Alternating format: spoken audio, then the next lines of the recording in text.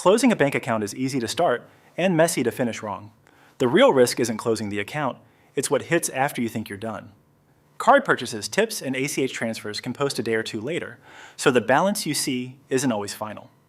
If an Autopay tries to pull and bounces, you can get hit with fees, and overdrafts can stack fast. Paychecks and benefits won't magically follow you, and linked apps can break quietly. Once it's closed, statement access may disappear. Step 1 is to set up the landing spot before you move $1. Open the new account, then scan the old one for pending transactions, because pending can still become a real debit. Keep a small buffer, think $50 to $200, so a late post doesn't trigger an overdraft fee.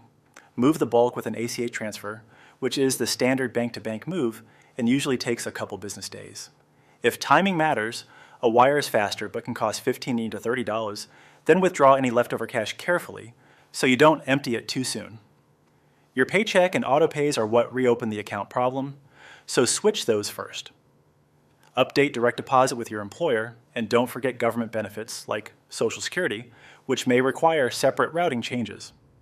Then move every autopay and subscription, because one forgotten streaming service can cause a negative balance.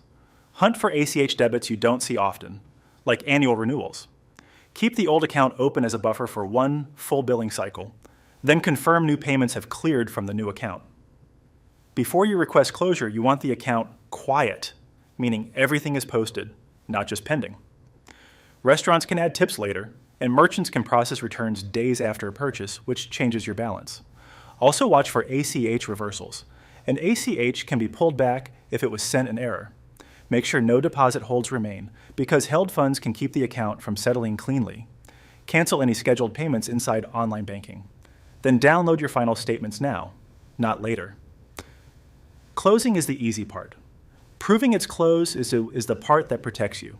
Request closure through any channel the bank allows, branch, phone, secure message, but always ask for written confirmation with the closure date and a zero balance. Verify any monthly fees are turned off, or a closed account can still go negative. Save final statement copies in case you need to dispute something later. For the next 30 to 60 days, monitor for stray transactions.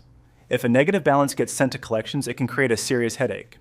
Give yourself 30 to 60 days after closure to catch late posts and missed autopays. If you're switching accounts anyway, BankingHub can match you to options based on how you actually bank and show the real dollar impact for your balance. Free, takes about 2 minutes, no login or credit check.